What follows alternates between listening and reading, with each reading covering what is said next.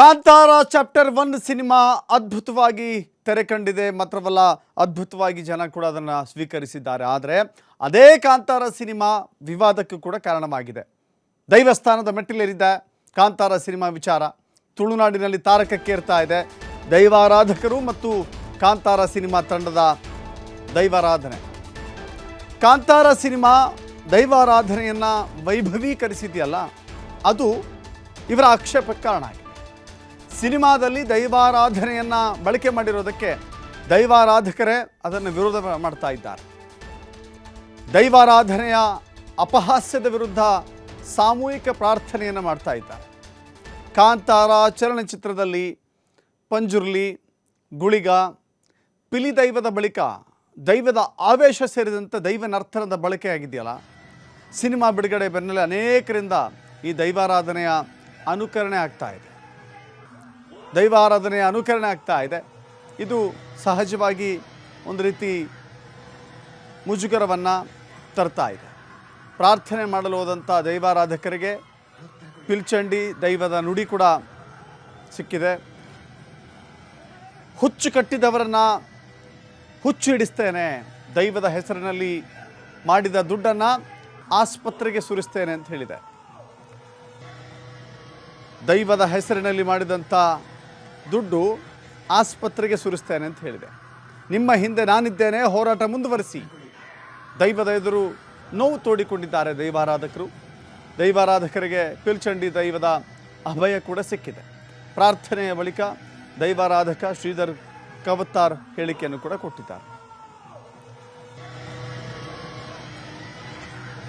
ಮತ್ತಷ್ಟು ಮಾಹಿತಿ ನಮ್ಮ ಪ್ರತಿನಿಧಿ ಆದಿತ್ಯ ನೀಡ್ತಾರೆ. ಆದಿತ್ಯ, ಕಾಂತಾರ ಸಿನಿಮಾ ಭರ್ಜರಿ ಪ್ರದರ್ಶನ ಆಗ್ತಾ ಇದೆ, ಬಟ್ ಈ ವಿವಾದ ಯಾಕಂತ ಹೇಳಿದ್ರೆ ಸಿನಿಮಾದಲ್ಲಿ ಬಳಕೆ ಆಗಿದೆ ಅನ್ನೋ ಕಾರಣಕ್ಕಾಗಿ ಈ ವಿರೋಧನೋ, ಅಥವಾ ಸಿನಿಮಾದ ರೀತಿಯಲ್ಲಿ ಅನುಕರಣೆ ಮಾಡ್ತಾ ರೀಲ್ಸ್ ಮಾಡ್ತಾ ಇದ್ದಾರಲ್ಲ ಅದಕ್ಕೆ ವಿರೋಧನ ಅಂತ?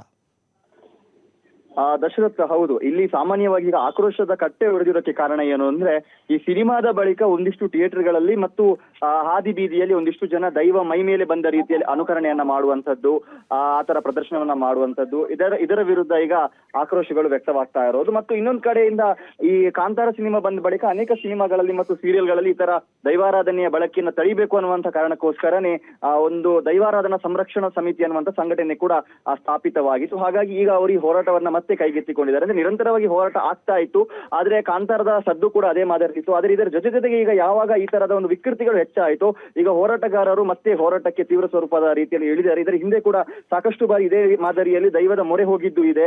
ಈ ತರ ದೈವಾರಾಧನೆ ಅಪಹಾಸ್ಯ ಆಗ್ತಾ ಇದೆ. ಟ್ಯಾಬ್ಲೋಗಳಲ್ಲಿ, ಸ್ತಬ್ಧ ಚಿತ್ರಗಳಲ್ಲಿ ಇದನ್ನ ಬಳಕೆ ಮಾಡ್ತಾ ಇದ್ದಾರೆ.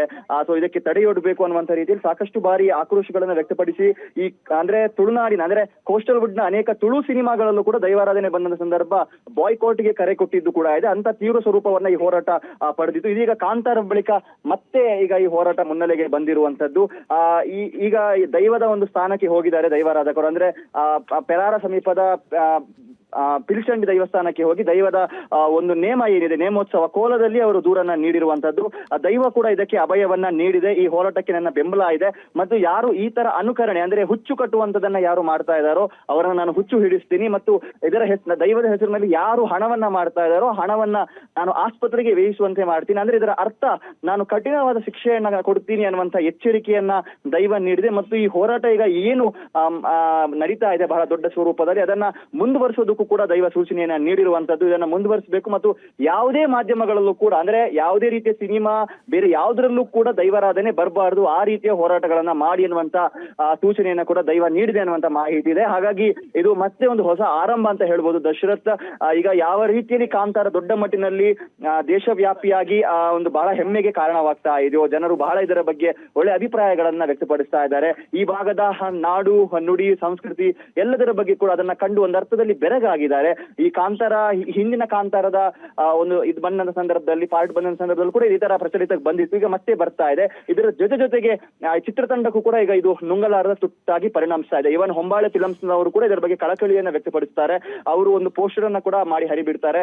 ಯಾವುದೇ ಕಾರಣಕ್ಕೂ ಇದರ ಅನುಕರಣೆಯನ್ನ ಮಾಡಬೇಡಿ, ಇದು ಅದನ್ನ ನಂಬುವಂತವರು, ಆರಾಧನೆಯನ್ನ ಮಾಡುವಂತವರು ಮತ್ತು ಈ ತುಳುನಾಡಿನ ಭಾಗದ ಜನರಿಗೆ ಅದು ಹರ್ಟ್ ಆಗುತ್ತೆ, ಅವರ ಭಾವನಕ್ಕೆ ಹರ್ಟ್ ಆಗುತ್ತೆ ಅನ್ನುವಂತಹ ರೀತಿಯಲ್ಲಿ ರಿಷಬ್ ಶೆಟ್ಟಿ ಅವರು ಕೂಡ ಮನವಿಯನ್ನ ಮಾಡಿಕೊಂಡಿದ್ರು ಕೂಡ ಈ ತರದ ಹುಚ್ಚ ಕಿಚ್ಚಾಟಗಳು ಜಾಸ್ತಿ ಆಗ್ತಾ ಇದೆ. ಇದು ಮತ್ತೆ ವಿಪರೀತವಾಗುವಂತ ಲಕ್ಷಣಗಳು ಕಂಡು ಬರ್ತಾ ಇದೆ. ಹಾಗಾಗಿ ಇದರ ಜೊತೆಗೆ ಹೋರಾಟವನ್ನ ಕೂಡ ತೀವ್ರಗೊಳಿಸಬೇಕು ಅಂತ ದೈವಾರಾಧಕರು ಈಗ ನಿರ್ಧಾರ ಮಾಡಿದ್ದಾರೆ. Dasharath. Yes, thank you Aditya.